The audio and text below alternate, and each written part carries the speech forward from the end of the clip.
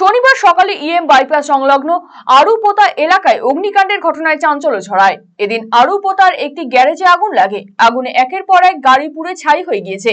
ঘটনাস্থলে দমকলের 3টি ইঞ্জিন লাগাতার হোস পাইপ দিয়ে আগুন নেভানোর কাজ চালায়। দমকল কর্মীদের সাথে হাত লাগান স্থানীয়রা। অত্যন্ত ঘন বসতিপূর্ণ এলাকা হওয়ায় আগুন ছড়িয়ে পড়ার আশঙ্কা ছিল, কিন্তু দমকল কর্মীরা অত্যন্ত তৎপরতার সঙ্গে আগুন অনেকটাই নেভাতে সক্ষম হন। কালো ধোঁয়ার তীব্রতা কমেছে, ক্ষয়ক্ষতির পরিমাণ জানা যায়নি।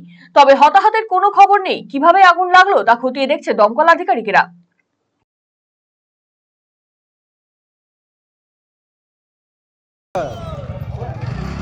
ও দমকল আসলে পুরো চলে যাবে।